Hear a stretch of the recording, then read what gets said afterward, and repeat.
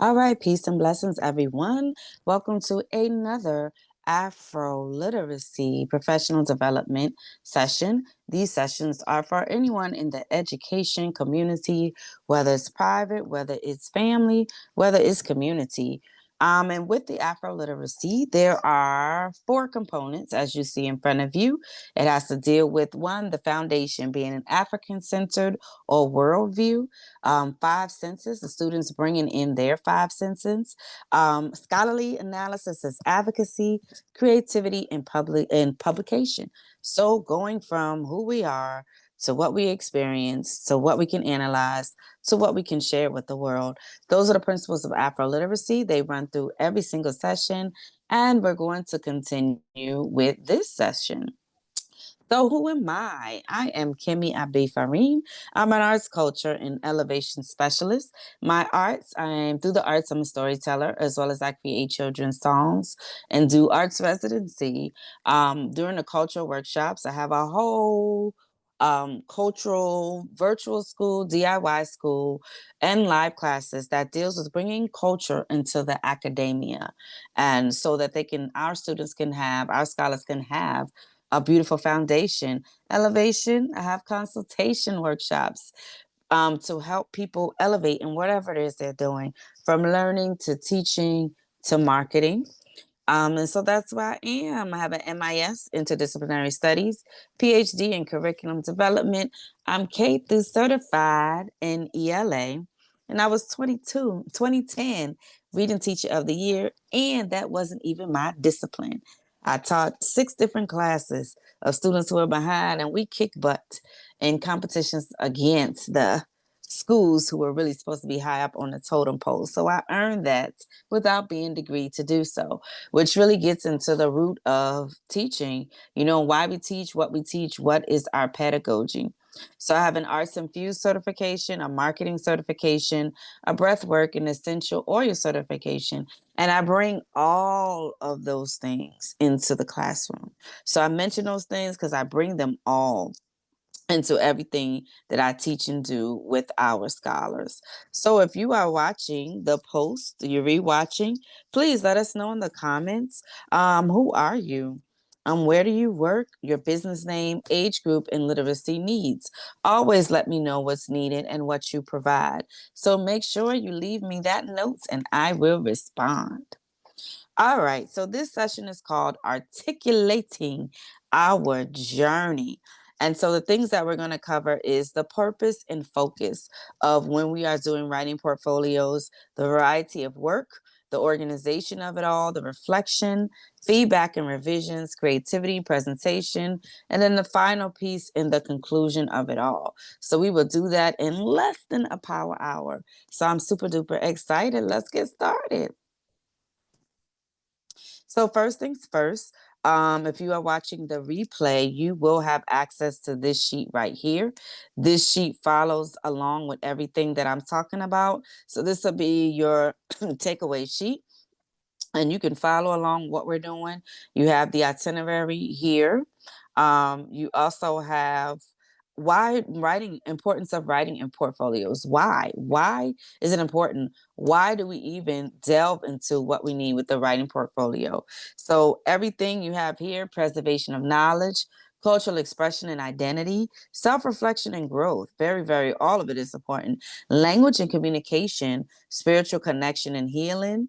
And so writing portfolios are tools that enhance education, and it preserves our culture, right? Some of the things we have oral, some of the things that we have and know and love is because we wrote them down, particularly, especially our family stories. And so you have this cheat sheet here that you can work along with me. And so you can refer to it while we are going through this presentation. So let's get started. All right. So here's the pamphlet, and I'll be sending out or put it together, the full pamphlet, so that people that want it can have it. So we'll start here. This is number 9. This is session number 9, writing portfolios. So this is session, let me close out this old one. This is session number 9, when we're talking about writing portfolios. And I already went over why is it important. And you have your cheat sheet so you can follow along with us. So here's the guidebook that you all will receive along with the presentation. I am going to send you this guidebook that tells you setting the foundation for writing portfolios. And now on your cheat sheet, you see these 7 things for parents to remember when guiding their child and creating a writing portfolio. Now, for you all, I did the acronym culture so that you can see and remember those 7 things in the acronym culture. But I'm going to tell you in the order that it is in the book. But this is when you see that acronym culture, it takes these things and puts it into that acronym culture so you can remember when you're working with your child or your students. So number 1 is to have purpose and focus, a variety of work, organization, making sure it's clear, and then organization, how to get them to do the portfolio. That's included in this booklet. Reflection, such an important piece. Feedback and revisions, creativity and presentation. Then the final piece and conclusion. How did you feel about this whole thing? That's a very, very, very important piece. So that is what we're going to cover today. That is what's on your cheat sheet, and you will get the full booklet with everything in it. So let's start with purpose and focus. And everything, just to let you all know, everything that I'm sharing with you all are the things that I do in my classes from elementary to middle to high school. So everything that I'm showing you can be tailored. And if you have any questions, you can always reach out. So one thing I work with in my Black Words, Black Music, Black Thoughts classes, we talked about the importance of the words. What is the importance of the word in African tradition? It's not just the hee hee ha ha that was funny, but there's a true purpose. Number 1 is that words hold power, and there's a significance for spiritual, social, and communal life. So we want to have our scholars understand words are the carriers of life, wisdom, and transformative energy. So same thing when you're speaking, right? Same thing when you're writing. So words are a creative force. You create with your word. We have the concept of ashe in Yoruba tradition. You make it happen. Okay, so that's spoken and it's also written when we write down our intentions and different things. There's no different when we begin to put a writing portfolio together. We don't want to write for the sake of putting words on paper. We want to make sure that we are doing what we need to do. Everybody talks about spelling, writing the words, putting them together. Same thing in talking and writing. Your words are a creative force and you want to use them that way. Your words are a repository of wisdom. Show what you know. We have this Akan proverb: the tongue is like a sharp knife. It kills without drawing blood. Same thing when you're right and speaking and writing. You want to make sure proverbs, folk tales, storytelling, that we are transmitting knowledge, morals, and history. And we want to pass that on to our scholars and to have it be reflective in their writing portfolio. So it takes the portfolio to a deeper level than just having words on a paper. Also, in diasporic tradition, we had the praise poetry and the griots. So the praise poetry is just using mastery of words to honor people. So I think about when we collect our family stories, we want to honor the grandma and the traditions. So we write about it. We want to make sure our story is captured so that we can be in control about what gets said about our family and our people. So we have kind of the praise in the story keeping. Then we also have, rituals and spiritual practices. There were chants, invocation, prayers that were used. So spoken and written word can bring the blessings, the healing, and the protection. Particularly when we have, I know with this called the story of success. They're doing a whole journey of how we can rewrite stories that disempower us and transform them into powering us. So if anyone is interested, please let me know, because that series is going on now and it's phenomenal. Again, these are enhancing our spiritual well-being by rewriting stories that currently don't hold power for us. We can transform it to be empowering. And so again, with that is the healing power of words. writing it down. You can write a letter to someone to make them feel good. You can really write for yourself. Like when I'm talking about the storytelling that education is doing, you can write for yourself and bring you out of a dark place. So if we instill these things in our scholars, they will write with more purpose, focus, and power. That's the goal. I know in writing, a lot of scholars shy away from it. We want them to write with purpose and power. Okay, and the other thing we have is words and conflict resolution. Sometimes we have to send things in an email so people can be quiet and read it. So we want them to know that your words can solve problems, can mediate things, can be used to have peaceful solutions, repair relationships, restore communal harmony. I've written letters to organizations and groups to tell them how I feel about a situation, I was kind of concerned about the direction in which we were moving. And I took my time, I made the letter really eloquent. So we want to know again, words is conflict resolution. And of course, storytelling. We talked about that a few times. Elders passing down lessons. We talk about at the foot of the elders, just sitting with elders, capturing their stories, capturing the things they did, because every documentary starts with a script. And so I go over that with my scholars as well. And then, speaking is a moral obligation. So should writing. Words have long lasting effects. People should use them with care and intention. So that's the biggest thing, that words are sacred. And we want children to understand that, scholars to understand that when they do the writing portfolio, it's not to put things down just for sake, just word's sake, is to make it meaningful. So that is setting a purpose and focus. Now, some scholars may need a little bit more support. And so where that support comes in is like the reading, writing, pairing. So if there's some things you want them to write about and they can't quite get the words or the gist, then they can read about it, read something similar.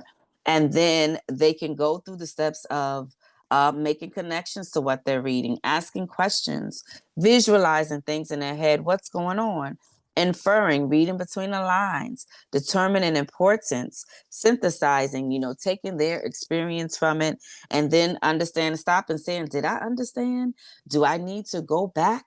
And these will be the same things that they do when they now have to answer a related question or pattern their work after what they've read. And they will go back through the same things, right from their connections. Talk about, explore the questions that they had. I always tell my scholars, when you don't know what to say, ask a question and let it flow. What do you see in your mind when you're thinking about this topic? What are your own experience? I tell them everyone's a genius. Bring that to whatever you are doing. What are the important parts of what you're trying to say in your story? How does it connect to something else? Synthesizing something that you read, watching a documentary, your mama says something, your uncle says something, and then the comprehension. Read it to yourself. Make sure that people will understand and follow. That's when you get then to your grammar and everything else. So you can use this strategy to help students go from reading to writing with clarity and power. And so another thing, if you're reading, if you have older students, because this will be the spectrum. What I've shown you before is like can be used with your younger students. If you have older scholars or more advanced scholars, they can read again and ask, who benefits from this, who is it harmful to, who makes the decisions, and they can use this as a point, writing points if they're analyzing an article or something, to get them to write with power and analysis. They can talk about strengths or weaknesses. Is there another perspective? Would we see this in the real world? Is this acceptable? So these are some great questions to get scholars thinking. And there's so many different writing portfolios that you can do. I'm only mentioning a few here today to get the ball rolling for those who need to submit something or gather something for the end of the year. And next month, we'll talk more about those things. So this is kind of the reading and writing section. If you have some scholars who need some extra support, getting some words on the paper. So variety. There are so many more types of essays that you can have. Here is the basic one that I do with my elementary school students and my middle scholars. Can you write a personal narrative? Can you compare and contrast? Can you talk about steps in a process? Can you do persuasive writing? An explanation or definition? Can you do cause and effect? And can you do fictional stories? So for the younger ones, you can do that. With the older ones, I tend to do more of, full stories. You'll see the extended essay in a second. And I also tend to do more position writing, getting into the thesis and everything else. And so this is just basic, basic, basic, basic. And this sheet, I do have this sheet that I can share, but you can also make a writing log. You can probably download it, find it in Canva, and even get chat to create one for you, depending on what other goals that you would like to cover with your scholars. So there are two folders that I'm going to share with you today, that you'll be able to have and work with your scholars. I'm going to start here first, just because I talked about the writing portfolio. I'm going to share that with you first. The writing portfolio that you just saw, which had personal essays and different things like that. I'm going to show you that folder first, because this helps with organization. So yeah, I'm going to show it because this will help you with organization of how to get through teaching this. So there's a folder. Let me get it. I'm going to pull it up because it made my little link disappeared. So my apologies. Let me get to this really quickly.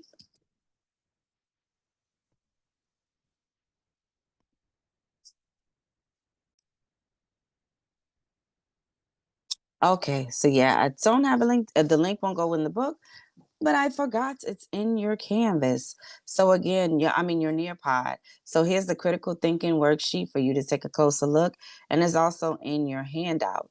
So in this writing portfolio in Google Drive, what you will have is sheets that tell you how you can guide your scholar from cause and effect, compare and contrast, explanation and definitions, personal experience stories, and persuasive writing. So you have a whole folder here. Um, Here is a writing portfolio sheet, the one that I was telling you about. If you would really like to do that, I set a goal for having a portfolio finished. And of course, it can be changed. There's a log that's linked here from Canva that you all may use if you would like. So that's there, right there. Okay. So you can use that little log if you would like. And again, you should be able to pick a log from anywhere else. So I have a writing portfolio that shows you how to guide them in persuasive writing and different things like that. So it has the steps. So normally I use this as a brainstorm for my younger ones, and they follow the steps. And then I tell them how to put it all together as an essay. All right. So you have that right there. And that's a great way for you all to be able to organize the process of putting their portfolio together. So that's there for you to take a look with that. So you have access to that. Everyone should have access to that. And for the older scholars who may need more of a challenge, here is the independent essay that is used with the IB program. I have served as it's mentor. I've helped IB students get to the finish line with their essays. And so here is the process here. So it breaks it down into all of the different steps, and you can amend it, of course, and just give your scholars an independent process. So we did this with my high scholars last year. So I will uncheck everything. Oh, I have to do it in the other thing. So it has everything. The first day one, you're gonna do a topic selection. So you'll do choosing your research topic. So it tells you there's a rubric for that if you want to guide your scholar into more research, and research can be a whole year, depending on how you do it. And so it asked them questions like, how do you choose your topic? And so I say, make a list of 5 subjects, and we go on down. And I've done this with my ninth graders and beginning writing. So if you have scholars that need more support, that is there for that. I've used this for so many years, and it has really gone very well. So this is a whole folder of support for really having them do a long essay. Okay, here it is. Here's my general one. Okay, that one was for my I institution students. So again, having a deadline to get things done. We start with choosing a topic, then we choose the scholar test, which I designed for our scholars to make sure that they have a source that's in our voice. So there's a scholar test. I'm giving everyone, sharing that with my babies. I mean, sharing my baby with everyone, my scholar test. So that students have something that's a little bit deeper when it comes to talking about projects and information for us. So about point sheets, so you have the whole thing, how to do citations, how to link Nora and Ink, which has some free programs in there that you can use. So through the whole thing, and the multimedia presentations are on there. So we'll talk a little bit about that later. So you have 2 folders that have all the information. I'm not going to show it to you all now. I want you to take your time to try to go through it. And if you have a question about it, you can definitely reach out. So that is the folder for the writing portfolio, if you want to do the basic, and the folder for the extended essay if you want to spend some time with the longer essay, and then you want to cover different things. So look through those. And again, I'm always here if you have any questions. So now, the next part was reflection. After they've done all this work, we definitely want them to reflect. So here's some sample questions that just to jog. These are not the definitive questions. These are just to kind of get the, just a little jogging of the creativity. So what inspired this? What was the most challenging part? How did you grow? What are you most proud of? How does this writing represent your personal identity or cultural background? What feedback did you receive? How did it help you improve? If you had more time, what would you add or change? What did you learn from writing this piece, and how, or that you can apply in the future? So that's always a good thing. What we do is not isolated. It works together for the next thing. And I teach scholars how to cite themselves. That's exciting when they can link one paper to another. Some simpler questions for the younger ones. What made you choose this topic? Think about why you picked the idea. What made it special to you? What part of the writing was hardest? Was there something tricky or confusing? What did you learn? Did you try something new? What does your writing say about you and your family? What did your teacher or friends say about your writing? When I was doing virtual with Liberating Minds, they would share with the class, and I would say, go find an older sibling, go find a parent, and let them read your paragraph. What do they say? You got to come back and give me a thumbs up. And so we really use this reflection and interactive to get that second, because I'm virtual, and so I need somebody in person to say, I saw the period and capitalization and it looked good.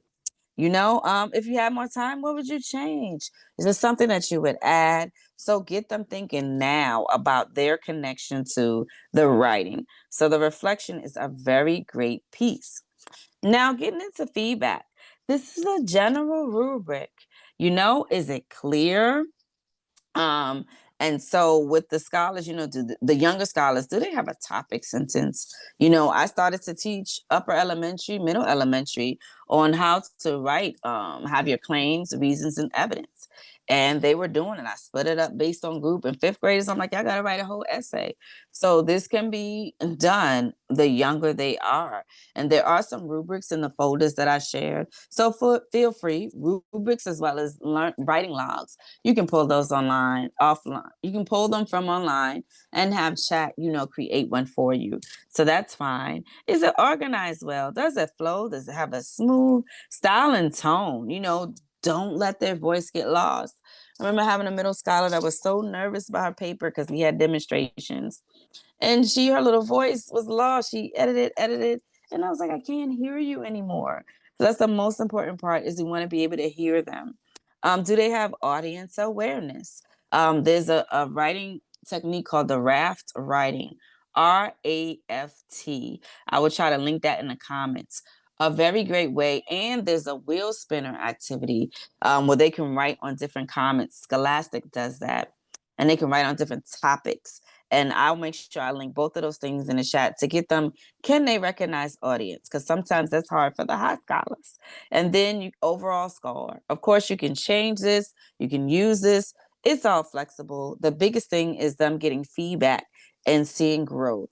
So again, the rubrics I love because you may start with this score, and by the time we work at it, you have a different score. And just remember, there's no time limit. As long as they're growing, let them keep practicing until it becomes second nature.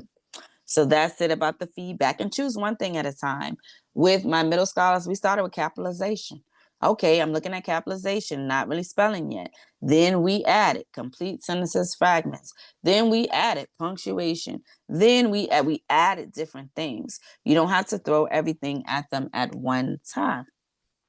So the last part was creativity and presentation. Take it up a notch. That's that last part of Afroliteracy, just sharing advocacy and publication. So here's some creative ways. Another thing, and I'm going to remember Loom, share the Loom link. So that's 3 things I'm going to put in the chat. I have my scholars, my high scholars, for longer papers. I have them go through and do a Loom video, 5 minutes or less, point out the key points, the strongest arguments. And that's a great way to assess the paper as well.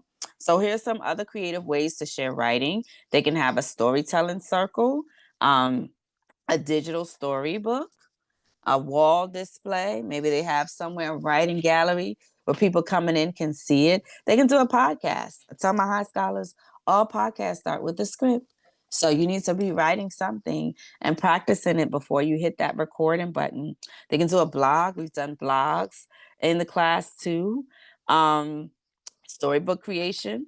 Canva is a great tool to create stories. A writing performance. Everything starts with a script. They can do a play or something, and also have an interactive bulletin board where there's snippets of their writing, and then people can respond. So have a way where they get to show how proud they are of the writing, and then they can show the creativity, a little left brain, right brain activity going on. Okay, so if you have any questions about any of those, please let me know. Okay, so before we finish, there's a couple of things that I wanted to mention in here. We have the Yeye's Academy newsletter. This was for this month. And so there's some things in there that you all can take a look and decide if you would like to join the newsletter. I send out free activities, free lessons. So here's the writing log and the rubric. I also share opportunities for free classes. So it'll always have the next Afro literacy session coming up. I share things that connect with the Aya Education Institute. They actually have demonstrations this evening, and it's wonderful, wonderful, wonderful to see them. And demonstrations again in May. And then, of course, our open house is coming up. So in there, I give sneak peeks of what's going on with the teachers in our virtual academy. So go ahead and take a look at that, everyone. We have some exciting, exciting things coming up, and I look forward to seeing you all there. Um, Also, visit the website when you can. We've just finished a big, I wouldn't say, well, yeah, a merger of the arts and culture with the academic education. And so we have some wonderful things coming down the pipe. So we're getting the websites in order, all kinds of things and ways that you all can connect with us. So it's going to take a while to take a look. I think it looks like this because it's in Nearpod. When you visit the regular site, it will look much better than this, y'all. And so take a look at right where you registered today. You can take a look at all the things that we have available through the academy. Again, here's the flyer for the open house. The same place where you registered for today's session You can also register for the open house on Friday and get more information about live DIY classes and curriculum. Lastly, or second to last, I would love for you also to fill out the workshop survey. So that lets us know what we need to do to give value to our community, to be of service. So go ahead, and it just says 1 through 5. How do you rate the usefulness of the session? What was the most valuable? And I think there are only like 5 questions. Try to make it simple for you. So all of these are linked in the Nearpod. The Nearpod will be linked under the video with the additional resources. And you can always leave a comment. So please do so. Those things are very helpful to the future. So if you have with your phone, here are the same links that I shared individually. Here are the QR codes for them, the website, future Afroliteracy workshops. If you want to do a one-on-one curriculum call, join a newsletter. Stay connected on Facebook. We're also on Instagram, and I post things that are happening in between different lessons. And then the YouTube channel, our education YouTube channel. So all of these QR codes are here. You have the Nearpod. Feel free to interact with us in any way. And I thank you so much. Website, email address, phone number, all the ways to reach me. Have a wonderful, wonderful rest of your month, and we will see you at the next Afro Literacy development session. Take care.